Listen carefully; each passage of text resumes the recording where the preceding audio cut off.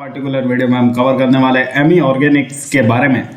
Amy Organics जिसमें बेहद ही शानदार गिरावट चल रही थी और इस गिरावट के बीच एक बाउंस बैक हमें देखने को मिला वॉल्यूम के साथ। लगभग 7 लाख स्टॉक ट्रेड हुए कल के सेशन में और कंपनी ऑलमोस्ट 9% अप क्लोजिंग दी है कंपनी ने, राइट।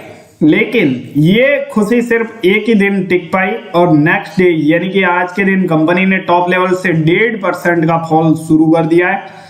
इसका मतलब ये जो तेजी थी ये बाउंस बैक भी हो सकता है, राइट। और यही रीजन था कि हमने भी इस ब्रेकआउट के बारे में आपको नहीं बताया, क्योंकि हमें ये पहले ही ब्रेकआउट लगा नहीं था। क्योंकि फ्रेंड्स इतने दिनों का डाउन ट्रेंड एक कैंडल तो खत्म कर नहीं सकती।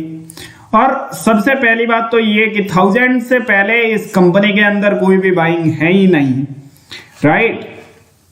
सो चलिए कंपनी को थोड़ा सा डिटेल में एनालाइज करके देखते हैं कि क्या चल रहा है।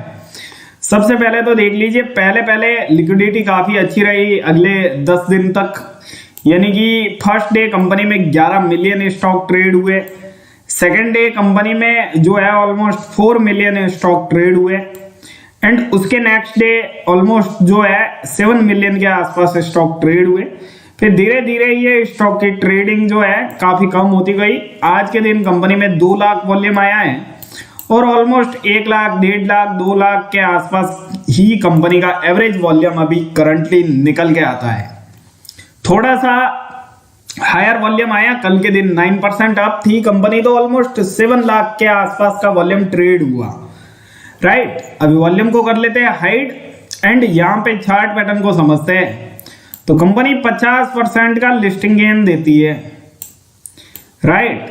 50% के लिस्टिंग गेन के बाद कंपनी वहां से भाग के 1400 के लेवल तक आ जाती है, मतलब 600 तक आईपीओ होता है और उसके बाद 50% का लिस्टिंग गेन, इसका मतलब 900 की प्राइस पे लिस्ट होगी एंड 900 की प्राइस से कंपनी 1400 के आसपास तक जाती है, जो कि आप यहां से देख सकते हो। ऑलमोस्ट 60% के रिटर्न कंपनी जनरेट करती है।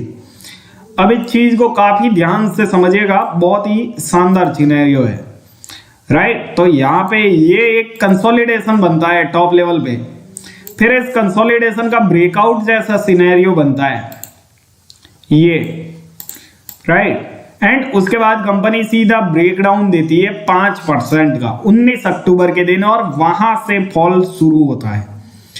20 अक्टूबर को कंपनी 6% और टूट जाती है, 21 अक्टूबर को 2% और उसके बाद तो 25 अक्टूबर को कंपनी 16% डाउन, राइट।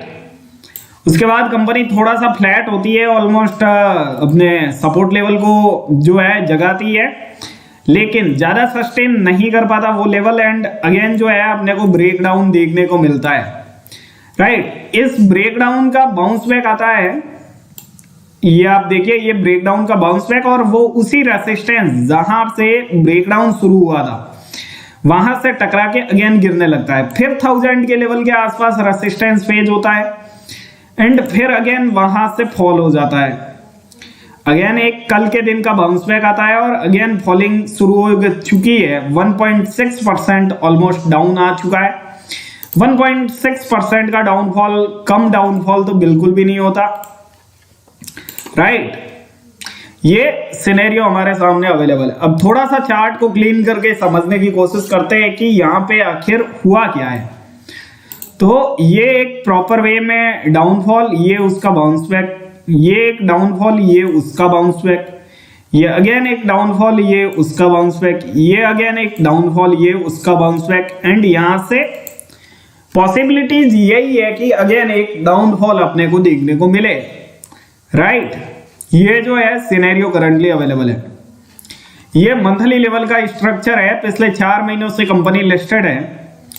तो ये लिस्ट होने के बाद अच्छा रनअप, टॉप लेवल पे कंसोलिडेशन के बाद लगातार फॉल एंड अब जाके स्टेबिलिटी। मतलब अब क्या है कि कंपनी अपने जो प्राइस थी जिसके आसपास कंपनी लिस्ट हुई थी वहां पे आ चुकी है एंड अगर यहाँ पे ब्रेकडाउन देती है तो मुश्किलें बढ़ने के आसार जो है नजर आएंगे। ये वीकली लेवल का स्ट्रक्चर है एंड यहाँ पे भी मजबूती से सपोर्ट ले रही है कंपनी उसी लेवल के आसपास। बट चांस से ज्यादा है अभी भी अगेन गिरावट के, राइट। ये प्रॉपर रन अप, उसके बाद ये फॉल शुरू हुआ, यहाँ पे थोड़ा सा फ्लैट रहा, लेकिन अगेन लोअर हाई लोअर लो का ट्रेंड जो है ज्यादा मजबूत निकला। डेली लेवल का स्ट्रक्चर आप देख ही चुके हैं कि कितना शानदार जो है यहाँ पे देखने को मिला है scene.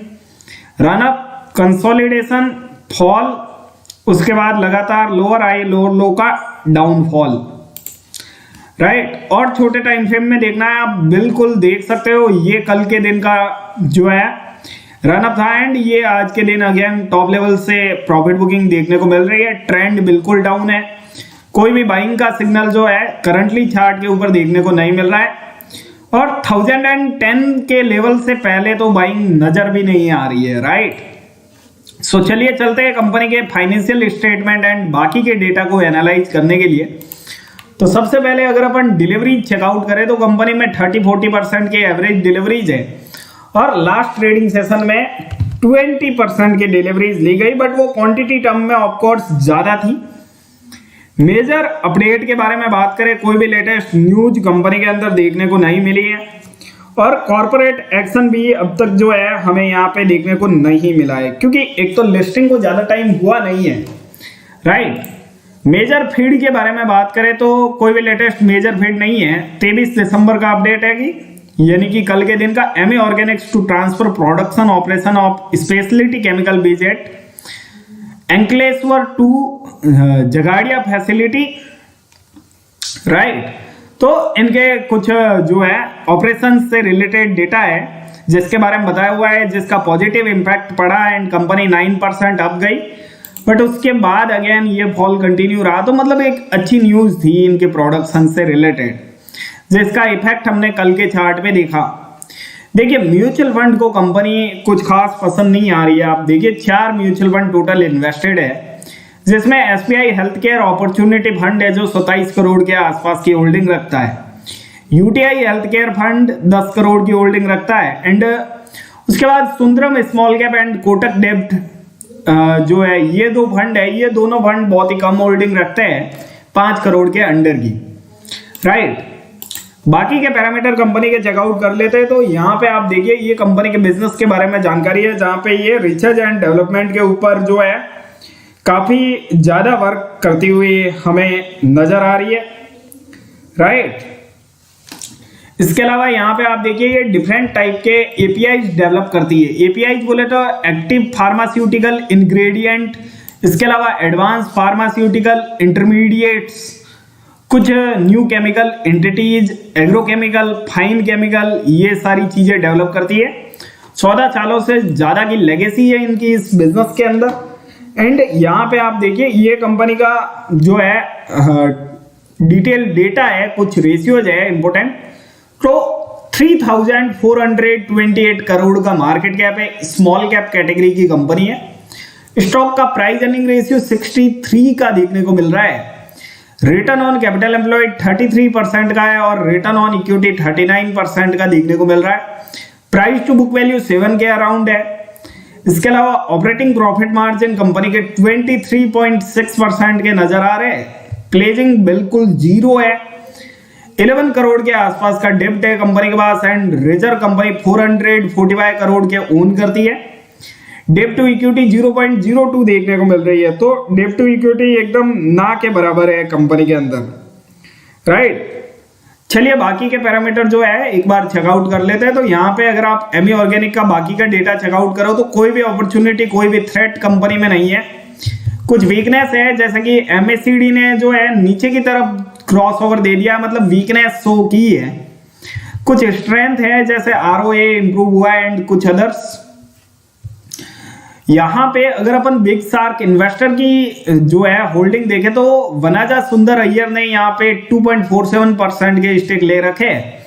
Malabar India fund limited ने भी 2% के स्टेक यहाँ पे बनाए, और प्लटस वेल्थ ने 1.37% के स्टेक जो है यहाँ पे बना रखे, राइट।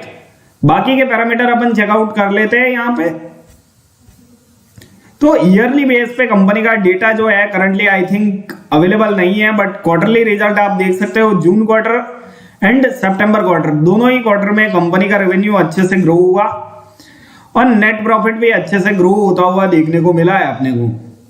शेयर होल्डिंग पैटर्न पे एक बार नजर घुमा लेते हैं तो 41% के स्टेक जो है प्रमोटर इट सेल्फ ओन करते हैं। एफआईआई यहाँ पे 2.5% के स्टेक रखते हैं एंड डीआईआई की बात करें तो 6.3% के स्टेक डीआईआई के पास है। रिटेल पब्लिक 50% के स्टेक जो है कंपनी के अंदर ओन करते हैं, राइट। सो ये सिनेरियो जो है करंटली हमारे सामने अवेलेबल है, राइट।